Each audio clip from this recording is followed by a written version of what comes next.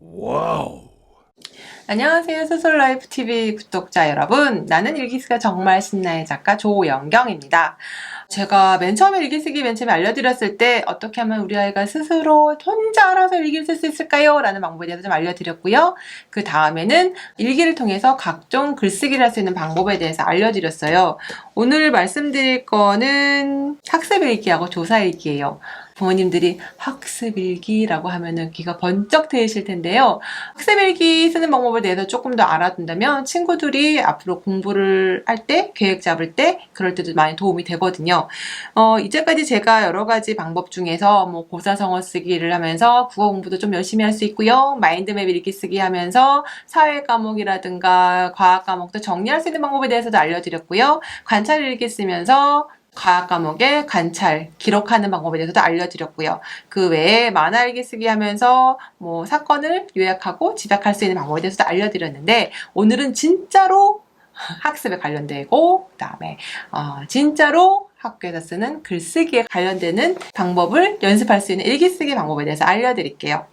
학습일기는 자녀분들은 학교에서 어떻게 하고 있는지 모르겠지만 저희 아이 같은 경우에는 학교에서 배움 공책 쓰기를 해요. 그래서 오늘 배웠던 내용을 또 공책에 기록하는 건데요. 그거를 일기로 활용할 수 있어요. 네, 학습일기라고 해서 자, 오늘은 학습일기를 쓸 테니 오늘 배운 것을 써보아라 라고 하면은 친구들 분명히 길게 쓸 거예요. 국어 시간에 뭐를 읽었고 그랬는데 거기서 주인공은 뭐고 어쩌고 저쩌고 하면은 일기 한 바닥 떼면서 일기 다 썼어. 더 이상 쓸 게 없어. 힘들어. 라고 할 텐데 학습일기는 길게 쓰는 거 아니고요. 요점만 쓰는 거예요. 약간 메모일기랑도 비슷하기는 해요. 그러면 예를 들어서 국어는 오늘 동시 배웠어. 오늘은 소설 배웠어. 오늘은 천물명에 대해서 배웠어. 그렇게만 쓰면 돼요. 그 다음에 각 글의 장르에 따른 특성 같은 거 살짝 기록해주면 되고요. 수학 같은 경우에는 오늘 배운 내용과 함께 오답 문제 풀이하는 것도 좋고요. 특히 사회나 과학. 부모님들 보통 영어랑 수학은 학원에 보내실 때 사회랑 과학은 좀 등한시하거나 공부를 안 하는 경우가 많거든요. 그런데 학습일기 쓰면서 오늘 배운 사회 과목, 과학 과목의 용어만 정리해도 공부하는데 솔직히 많이 도움이 된답니다. 그 다음에 또 한 가지 방법은 시험 계획을 세워보는 거예요.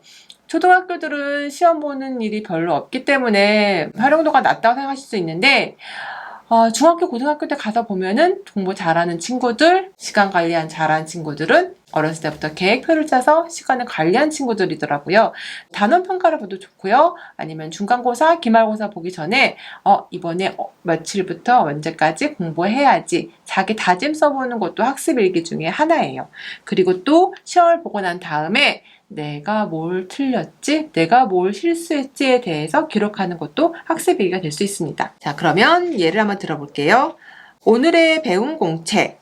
그러면은 이 친구는 사회하고 과학에 대해서 써요. 사회, 이동수단에 대해서 알아보았다. 고대는 가마, 지게, 돛담배 등이 있었다. 산업혁명 시기에는 증기기관차, 증기자동차 등이 있었다. 오늘날의 이동수단은 자동차, 비행기, 요트, 우주선 등이 있다. 어렵지 않죠? 그냥 오늘 너 뭐 배웠는지 써봐 라고 하면은 간단하게 쓰면 돼요. 그리고 과학 시간에 나침반 만들기. 준비물은 우드락, 핀, 자석, 수조가 필요하다. 나침반을 만들어 수조에 띄워보니 진짜 나침반이 가르치는 방향이 딱 맞았다. 오늘 과학 시간에 이거 배웠어. 사회 시간에 이거 배웠어. 이렇게 쓰기만 해도 학습 일지가 돼요. 다음에 시험지의 충격이라는 일기 한번 볼까요? 선생님께서 중간고사를 본 시험지를 나눠주셨다. 걱정한 대로 수학 점수가 안 좋았다. 특히 서술형 문제는 점수가 많이 깎였다. 선생님께서 답안을 작성할 때 핵심 단어를 빼고 써서 점수가 많이 깎인 것이라고 하셨다. 그리고 집에 와서 수학 문제집을 펼쳐보니 예전에 틀린 문제를 이번에도 틀렸다. 아마 다시 풀어보지 않아서 또 틀린 것 같아. 다음에는 오답 공책을 반드시 작성하고 서술형 문제 푸는 방법도 정확히 알아야겠다. 이렇게 내가 시험을 보고 나서 문제점이 무엇인지 스스로 판단하는 거예요. 물론 많은 친구들이 이렇게 생각하진 않을 거예요. 근데 제가 앞에서도 말씀드렸죠. 부모님들이 조금 도와주세요. 오늘 학습일기 써보자. 아니면 시험지 들고 왔으면 시험지 딱 보고 네가 오늘 수학 점수를 이렇게 받은 이유가 뭔지 한번 일기로 써보도록 하여라 라고 하면 친구들이 쓰겠죠. 그렇게 조금씩 키워나가다 보면은 제대로 된 학습일기를 쓸 수 있을 거예요. 제가 맨 처음에 시작해서부터 지금까지 누누이 말씀드리지만 일기는 한꺼번에 확 좋아지지 않아요.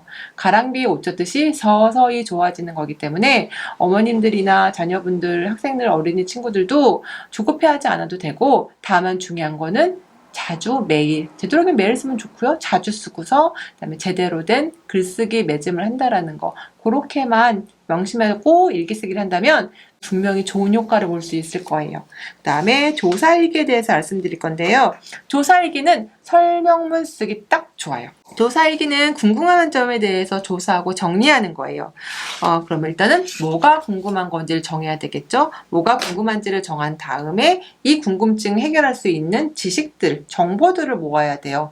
나는 뭐가 궁금해. 그걸 끝이야 라고 하면 조사일기를 할 수 없고요. 내가 궁금한 거에 대해서 정보를 얻어가지고 그걸 정리한 거, 그게 바로 조사일기예요. 조사일기를 써서 내가 남한테 설명할 수 있을 정도의 지식을 얻었다? 그러면 그게 바로 설명문의 기초가 될 수 있습니다.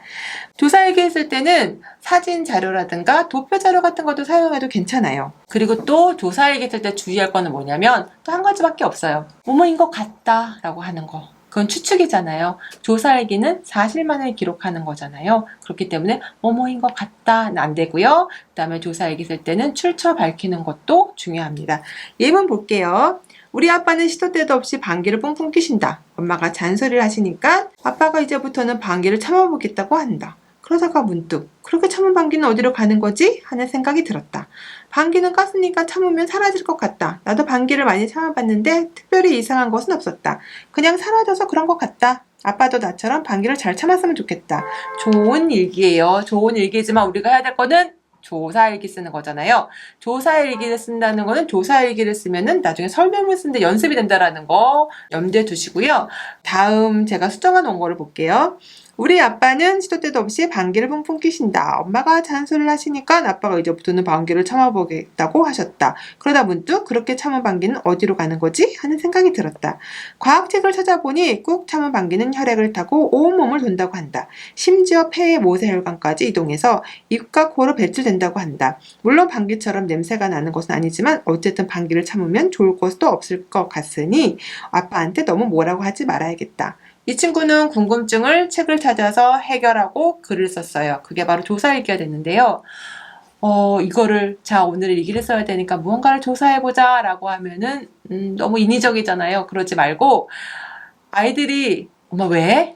왜 그런 건데? 라고 하고 물어볼 때 그때 딱 캐치를 하셔갖고 약간의 설명과 함께 그런데 그 다음에 뭘까 한번 찾아볼까? 라고 하면 같이 정보를 찾는 방법도 알게 되고 일기 쓰기도 해서 좋고 그렇게 되는 거니까 조사일기 평소에 궁금했던 점을 한번 자녀분들하고 같이 책도 찾아보고 뭐 인터넷도 찾아봐도 좋고요. 그래서 사진이나 도표 같은 거 첨부해서 쓴다면 개인적으로는 좋은 조사일기도 되겠지만 또 그걸 조금 더 다듬으면 좋은 설명을 쓰기도 될 것입니다. 여러 번 말씀드렸지만 일기 쓰기는 모든 글쓰기의 기초예요. 그렇기 때문에 부모님들이 일기만 잘 쓰면 글을 잘 쓸 거야 라고 생각을 많이 하세요. 근데 제가 말씀드리자면 일기를 쓰기만 해서 좋은 글쓰기를 쓸 수 있는 건 아니에요. 제대로 된 일기를 쓰는 버릇을 습관을 들여야지 나중에 좋은 글을 쓸 수 있게 되는 거거든요. 일기 쓰는 게 힘들다는 친구들 제가 맨 처음에 말씀드린 것처럼 약간의 방법, 팁으로 부모님들이 자녀분들 이끌어 주시고요. 조금 글쓰기를 하는 것 같은데 라고 하면 조금 더 힘을 얹어주셔서 좋은 글, 멋진 글을 쓸 수 있도록 지도해 주셨으면 좋겠습니다. 고맙습니다.